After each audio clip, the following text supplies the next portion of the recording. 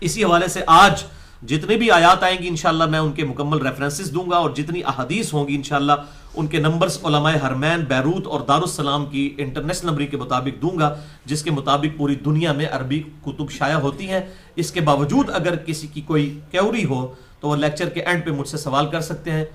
یا بعد میں بھی میرا ای میل ایڈریس ہے mirza_95@yahoo.com، اس پہ ای میل کر کے جواب لیا جا سکتا ہے۔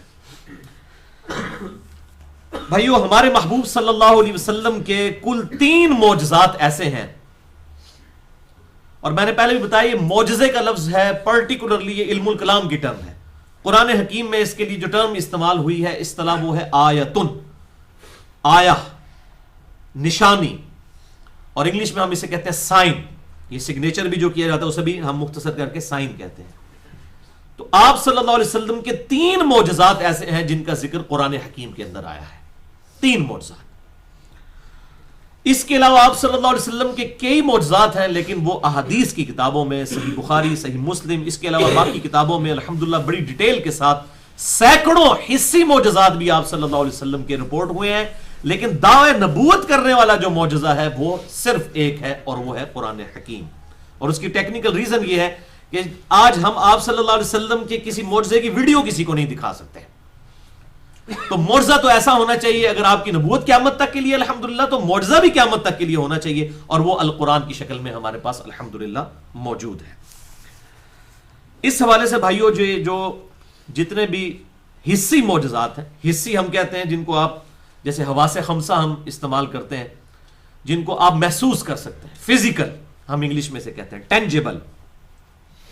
حصی معجزات کے اعتبار سے اگر کسی کو شوق ہو تو یہ کمبائنڈ فارم میں آپ کو مشکات المصابیح میں مل جائیں گے۔ انٹرنیشنل نمبرنگ کے مطابق 5852 نمبر حدیث سے لے کر 5943 نمبر حدیث تک کل 92 احادیث ہیں جو آپ صلی اللہ علیہ وسلم کے پرٹیکولرلی حصی معجزات سے ریلیٹڈ ہیں الحمدللہ۔ اور یہ 92 کی نسبت بھی جو ہے محمد صلی اللہ علیہ وسلم کے حروف ابجد 92 ہیں، اور ہمارے پاکستان کا بھی کنٹری کوڈ جو ہے وہ 92 ہے۔ یہ حروف ابجد سے ہمیں کوئی چڑ نہیں ہے، ایک لینگویج ہے، اس کے تعویذ لکھنا وہ ایک الگ غلط چیز ہے، اس کو ہم کنڈیم کرتے ہیں، میرا پورا لیکچر اس پہ ریکارڈ ہے مسئلہ نمبر 109 کے نام سے۔ لیکن یہ ایک لینگویج ہے جس طرح باقی لینگویجز موجود ہیں دنیا کے اندر۔ تو یہ مشکات المصابیح الحمدللہ انسائکلوپیڈیا آف حدیث ہے، اس لیے میں نے اس پہ الگ سے پورا لیکچر بھی دیا ہے، مسئلہ نمبر 111B، مشکات المصابیح کا مکمل تعارف۔ اب آپ کے پاس بخاری، مسلم، ابو داؤد، ترمذی، نسائی، ابن ماجہ یہ ساری کتابیں نہ بھی ہوں، صرف مشکات موجود ہو، تو الحمدللہ آج بھی جتنی احادیث آئیں گی آپ حیران ہوں گے کہ وہ سب کی سب احادیث، چاہے وہ مختلف کتابوں میں ہیں، لیکن وہ سب کی سب احادیث الحمدللہ مشکات میں بھی موجود ہیں۔ اور میں نے یہ جو آج کے لیے 17 حصی معجزات سلیکٹ کیے ہیں، یہ سب کی سب احادیث جو ہیں وہ صحیح بخاری اور صحیح مسلم سے ہیں، کوئی حدیث میں نے اس سے باہر نہیں لی، تاکہ الحمدللہ وہ صحیح اور ضعیف کا چکر بھی ختم ہو جائے۔ اس حوالے سے 100% احادیث آج جتنی ڈسکس ہوں گی وہ صحیح بخاری اور صحیح مسلم سے انشاءاللہ ڈسکس ہوں گی۔ اس کے علاوہ بھائیوں، ہمارے محدثین رحمہم اللہ نے الگ سے بھی کتابیں لکھی ہیں، اسی حوالے سے اس امت میں بہت بڑا کام کیا ہے۔ 5ویں صدی ہجری کے اندر ایک بہت بڑے محدث گزرے ہیں، امام حاکم، جنہوں نے المستدرک للحاکم لکھی ہے، المتوفى 405 ہجری، ان کے لائق ترین شاگرد گزرے ہیں 5ویں صدی ہجری کے اندر، اور ان کا نام تھا امام ابو بکر احمد بن علی بن حسین البیہقی، جنہیں مشہور امام البیہقی کہا جاتا ہے، المتوفى 458 ہجری۔ انہوں نے تقریباً آج سے 1000 سال قبل ایک کتاب لکھی، اس کتاب کا نام ہے دلائل النبوہ، یعنی نبوت کو جسٹیفائی کرنے والی کتاب، کہ ہم پروفٹ صلی اللہ علیہ وسلم کے بارے میں جو کلیم کرتے ہیں کہ یہ اللہ کے پیغمبر ہیں، تو ہمارے پاس دلائل کیا ہیں۔ اس کانٹیکسٹ میں انہوں نے 3286 احادیث جمع کی ہیں دلائل النبوہ کتاب کے اندر۔ یہ کتاب اردو میں بھی شائع ہو چکی ہے اور 6 جلدوں کے اندر الحمدللہ موجود ہے، اور اگر آپ نیٹ پہ تلاش کریں تو بڑی آسانی کے ساتھ آپ کو اس کا PDF بھی مل جائے گا۔ 3286 احادیث پر مشتمل دلائل النبوہ کتاب ہے، جس میں آپ صلی اللہ علیہ وسلم کی پروفیسیز موجود ہیں، مستقبل کی پیشن گوئیاں، آپ صلی اللہ علیہ وسلم کے معجزات، ایون آپ صلی اللہ علیہ وسلم کے صحابہ کی کرامات بھی اس کے اندر موجود ہیں، چونکہ صحابہ کی کرامات بھی آپ صلی اللہ علیہ وسلم کے معجزات کا ہی ایک کنٹینیوشن ہے الحمدللہ۔ تو وہ 3 بڑے بڑے معجزات جو قرآن حکیم میں ذکر ہوئے ہیں ان میں سے نمبر 1 القرآن، جس پہ ہم پچھلی 2 نشستیں 150 منٹ کی گفتگو کر چکے ہیں، مسئلہ نمبر 131A اور 131B۔ اس کے علاوہ بھی میرا لیکچر ہے مسئلہ نمبر 85 کے نام سے، قرآن اور قتال، ہمارے محبوب صلی اللہ علیہ وسلم کی 2 خصوصیات۔ دوسرا معجزہ جو قرآن میں ذکر ہوا وہ الاسراء والمعراج ہے۔ آپ صلی اللہ علیہ وسلم کا زمینی سفر الاسراء والمعراج، اور معراج کا سفر بیت اللہ سے لے کر بیت المقدس تک الاسراء، اور بیت المقدس سے جو سدرۃ المنتہا تک ہم اسے کہتے ہیں المعراج۔ اسے مشہور واقعہ معراج بھی کہا جاتا ہے۔ تو آپ صلی اللہ علیہ وسلم کا یہ معجزہ جو ہے اس کا بھی ذکر قرآن حکیم میں سورہ بنی اسرائیل اور سورۃ النجم کے اندر موجود ہے۔ اور نمبر 3 بھائیوں معجزہ جو قرآن حکیم میں ذکر ہوا آپ صلی اللہ علیہ وسلم کا حصی معجزہ، وہ ایک ہی حصی معجزہ ہے جس کو لوگوں نے بھی آبزرو کیا، وہ ہے شق القمر والا واقعہ، چاند کا 2 ٹکڑے ہو جانا۔ یہ وہ معجزہ ہے جو واحد حصی معجزہ ہے جو لوگوں نے آبزرو کیا اور اس کا ذکر قرآن کے اندر موجود ہے۔ اس کے علاوہ کوئی بھی ڈائریکٹلی پوری ڈیٹیل کے ساتھ آپ صلی اللہ علیہ وسلم کا کوئی معجزہ قرآن میں ذکر نہیں ہوا۔ ہاں بخاری اور مسلم میں اور باقی احادیث کی کتابوں میں بہت معجزات آئے ہیں۔ یہ شق القمر، چاند کے 2 ٹکڑے ہونے والا واقعہ جو ہے یہ سورۃ القمر کے اندر موجود ہے۔ اس سورت کا نام ہی سورۃ القمر ہے، پارہ نمبر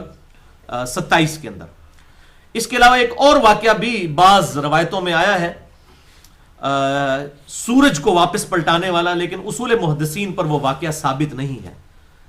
یہ نہیں ہے کہ آپ صلی اللہ علیہ وسلم کے لیے معجزہ ظاہر نہیں ہو سکتا، اللہ تعالیٰ کے لیے کوئی مشکل نہیں ہے، بلکہ صحیح سند کے ساتھ یہ چیز ثابت ہے بخاری اور مسلم دونوں کے اندر۔ صحیح بخاری میں انٹرنیشنل نمبر کے مطابق 3124، صحیح مسلم میں 4555 اور مشکات میں بھی موجود ہے 433 نمبر حدیث کہ سیدنا موسیٰ علیہ السلام کے خلیفہ اول یوشع ابن نون، جوشوا جن کو ہم کہتے ہیں اولڈ ٹیسٹمنٹ کی لینگویج میں، بخاری مسلم دونوں میں اور مشکات میں بھی میں نے حوالہ دے دیا، ان کی دعا کی برکت سے سورج رک گیا تھا۔ جمعے کا دن تھا اور ہفتے کے دن یہودیوں کے لیے قتال کرنا منع تھا۔ اس وقت کے یہودی یار مسلمان ہی تھے، تو وقت کے پیغمبر نے یہ دعا کی کہ اے اللہ اب جو ہے وہ ہماری فتح کا وقت قریب ہے، اگر یہ رات کا وقت شروع ہو گیا اور پھر کل ہفتہ ہوا ہم قتال نہیں کریں گے، پھر کافروں کو جمع ہونے کا موقع مل جائے گا، تو اے اللہ ہمارے لیے سورج کو روک دے۔ اور انہوں نے کہا کہ ہم اللہ تعالیٰ کے کام پر مامور ہیں اور سورج کو اللہ تعالیٰ نے ہمارے کاموں کے اوپر مامور کیا ہوا ہے، اے اللہ یہ سورج تیرے اختیار میں ہے، تو اسے روک دے۔ انہوں نے بھی اللہ سے دعا کی، کوئی سورج کو اشارہ نہیں کیا، انہوں نے اللہ سے ہی دعا کی ہے، نہ وہ یہ کہ اشارے پہ کوئی کام ہونے والا ہے۔ اس طریقے سے دعا کی تو سورج رک گیا۔ تو آپ صلی اللہ علیہ وسلم کے لیے اس قسم کا جو ضعیف واقعہ ملتا ہے اس کو اگر کوئی مانتا بھی ہے تو اس سے کوئی عقیدے میں فرق پڑنے والی بات نہیں ہے۔ حضرت یوشع ابن نون کے لیے یہ واقعہ ثابت ہے صحیح بخاری اور صحیح مسلم کے اندر، لہذا کوئی ایسا ایشو نہیں ہے۔ اب آ جائیے وہ معجزہ جو آج کا پہلا معجزہ میں نے ڈسکس کرنا ہے، شق القمر والا واقعہ جو قرآن حکیم میں سورۃ القمر کی آیت نمبر 1 سے لے کر 4 تک میں ایڈریس ہوا ہے۔ اعوذ باللہ من الشیطان الرجیم، بسم اللہ الرحمن الرحیم۔ اقتربت الساعہ، قریب آ گئی قیامت، وانشق القمر، اور 2 ٹکڑے ہو گیا چاند۔ یہ قیامت کی نشانیوں میں سے ایک نشانی ہے آپ صلی اللہ علیہ وسلم کے مبارک زمانے میں چاند کا 2 ٹکڑے ہو جانا، کیونکہ آپ صلی اللہ علیہ وسلم بھی قیامت کی ایک نشانی ہے، کیونکہ آپ کے بعد تو اب کوئی پیغمبر نہیں آنا، اب قیامت ہی آنی ہے۔ اسی لیے صحیح مسلم میں حدیث ہے انٹرنیشنل نمبر کے مطابق 2005 نمبر کہ آپ صلی اللہ علیہ وسلم جب بھی کوئی تقریر فرمایا کرتے تھے، چاہے جمعے کا خطبہ ہو، عید کا خطبہ ہو، تو آپ صلی اللہ علیہ وسلم اپنی یہ 2 انگلیاں جوڑ کر بلند فرمایا کرتے، شہادت کی انگلی اور درمیان والی انگلی، اور کہا کرتے کہ اللہ تعالیٰ نے مجھے اور قیامت کو اس طرح ساتھ بھیجا ہے جس طرح یہ 2 انگلیاں۔ تو آپ صلی اللہ علیہ وسلم بھی قیامت کی خبر ہے، اور یہ آپ صلی اللہ علیہ وسلم کے مبارک زمانے میں چاند کا 2 ٹکڑے ہونا یہ قیامت کی خبر ہے۔ تو اللہ تعالیٰ فرماتا ہے قریب آ گئی قیامت اور 2 ٹکڑے ہو گیا چاند۔ وَإِن يَرَوْا آيَةً يُعْرِضُوا وَيَقُولُوا سِحْرٌ مُسْتَمِرٌ، جب بھی یہ کافر کوئی نشانی دیکھتے ہیں تو یہ کہتے ہیں کہ یہ تو کھلا جادو ہے، اور وہ اس نشانی سے منہ بھی پھیر لیتے ہیں۔ وَكَذَّبُوا وَاتَّبَعُوا أَهْوَاءَكُمْ، اور انہوں نے ہمارے محبوب صلی اللہ علیہ وسلم کے لیے جو نشانی ظاہر ہوئی اس کو بھی جھٹلایا اور اپنی خواہش نفس کی پیروی کی۔ وَكُلُّ أَمْرٍ مُسْتَقِرٍ، اور ہر کام کے لیے ایک انجام مقرر ہے، یعنی ہمارے پیغمبر کا انکار کرو گے تو اس کا انجام آنے والا ہے تمہارے لیے عذاب کی شکل میں۔ وَلَقَدْ جَاءَهُم مِّنَ الْأَنبَاءِ مَا فِيهِ مُزْدَجَرٌ، اور پہنچ چکی ہیں ان کے پاس اگلی قوموں کی تباہی کی خبریں جو کہ بڑی عبرت والی خبریں ہیں، تو ڈر جاؤ ہمارے محبوب صلی اللہ علیہ وسلم کا انکار نہ کرو ورنہ تم پر بھی وہ عذاب آئے گا، اور وہ الٹیمیٹلی عذاب جو ہے قتال کی شکل میں مسلمانوں کے ہاتھوں سے ان کافروں پر اللہ تعالیٰ نے توڑوایا۔ اسی کی ڈیٹیل صحیح بخاری اور صحیح مسلم دونوں کے اندر موجود ہے۔ شق القمر والے واقعے کی صحیح بخاری میں انٹرنیشنل نمبر کے مطابق 3636 اور 3868 اور صحیح مسلم میں 7071 سے لے کر 7079 تک کل 9 احادیث شق القمر والے واقعے پہ صحیح مسلم میں موجود ہیں، اور مشکات میں 5854 اور 5855، اور یہ کم از کم 4 صحابہ سے یہ احادیث روایت ہوئی ہیں، سیدنا عبداللہ ابن مسعود، سیدنا عبداللہ ابن عباس، سیدنا عبداللہ ابن عمر اور سیدنا انس ابن مالک رضی اللہ عنہم اجمعین وعلیہم السلام۔ اور ان میں عبداللہ ابن مسعود وہ ہیں جو پہلے 10 مسلمانوں میں سے، کیونکہ بعض منکرین حدیث نے اعتراض کیا کہ اس میں تو ابن عباس روایت کر رہے ہیں، ابن عباس تو اس وقت پیدا نہیں ہوئے تھے، تو ابن عباس کوئی اکیلے نہیں ہے روایت کرنے والے، ابن مسعود بھی وہ روایت کرنے والے ہیں جنہوں نے یہ واقعہ خود دیکھا ہے،